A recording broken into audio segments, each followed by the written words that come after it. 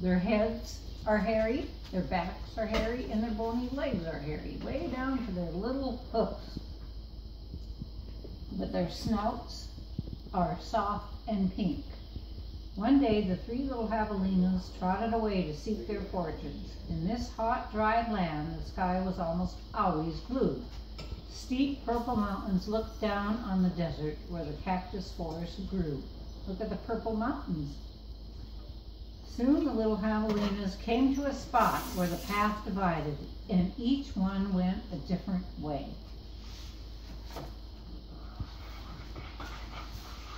The first little javelina wandered lazily along. He didn't see a dust storm whirling across the desert until it caught him.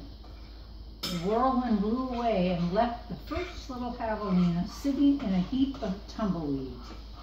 Brushing himself off, he said, "I'll build a house with them." And in no time at all, he did.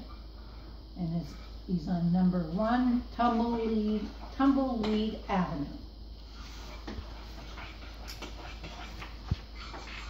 Well, then along came a coyote. He ran through the desert so quickly and so quietly that he was almost invisible. In fact, this was only one of Coyote's many magical tricks.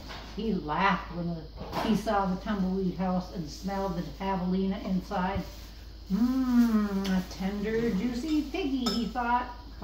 Coyote was tired of eating mice and rabbits.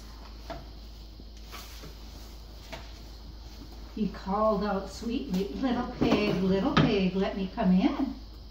"Not by the hair of my chinny chin chin," shouted the first javelina, who had a lot of hair on his chinny chin chin.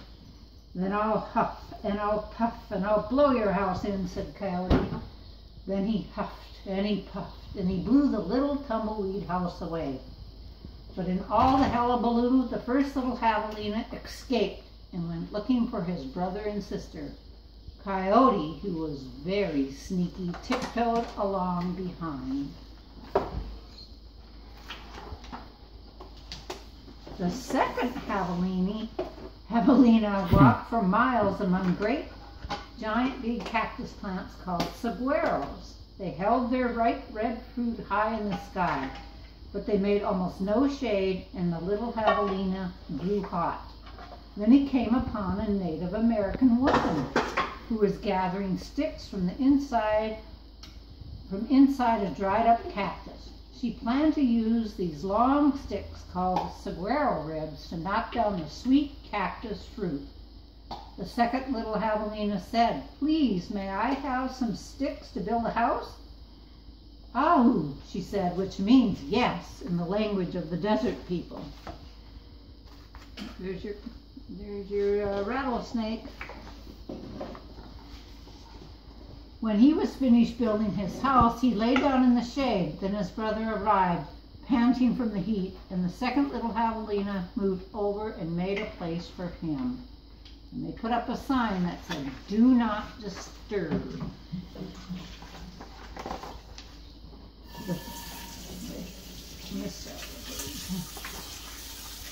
Pretty soon, Coyote found the saguaro rib house. He used his magic to make his voice sound just like another javelina's.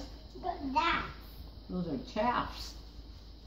Little pig, let me come in," he called, but the little javelinas were suspicious. The second one cried, "No, not by the hair of my chinny chin chin."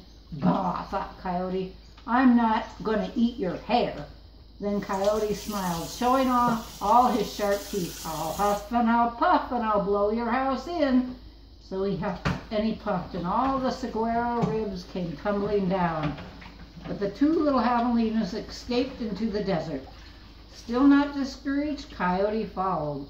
Sometimes his magic did fail, but then he usually came up with another trick.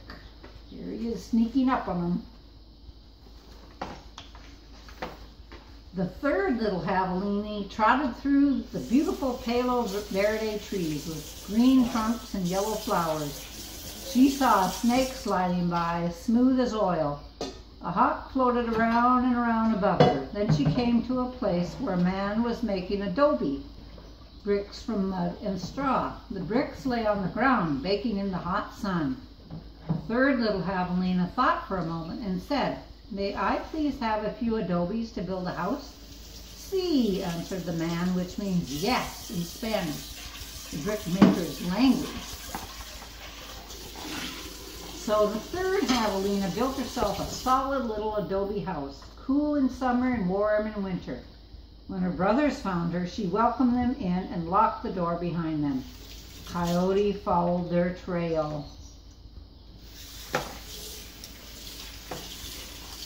"Little pig, let me come in," he called.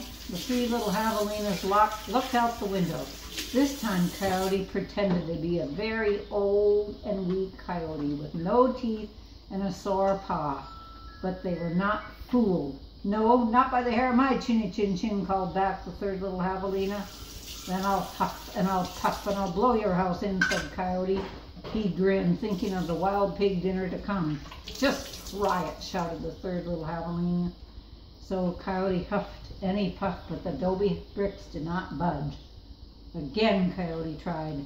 "I'll huff and I'll puff and I'll blow your house in." The three little javelinas covered their hairy ears, but nothing happened. The javelinas peeked out the window. The tip of Coyote's raggedy tail whisked right past their noses. He was climbing upon the tin roof. Next, Coyote uses magic to make himself very skinny. "The stovepipe!" gasped the third little javelina. Quickly she lighted a fire inside her wood stove. "What a feast it will be," Coyote said to himself. He squeezed into the stovepipe. "I think I'll eat them with red-hot chili sauce." Whoosh! Sizzle! Then the three little javelinas heard an amazing noise. It was not a bark. It was not a cackle.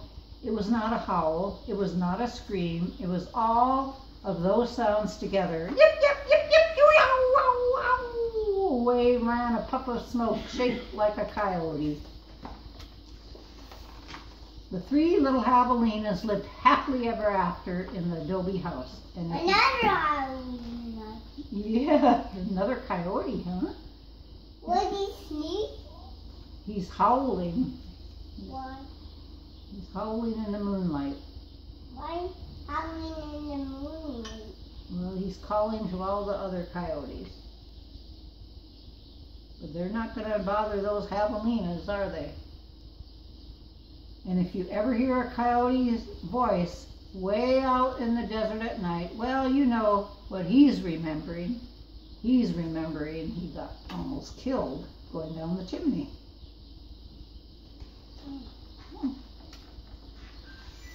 There we go. How's that? That was a good story. Good story. Do you like that, Benj? Yeah. Very good.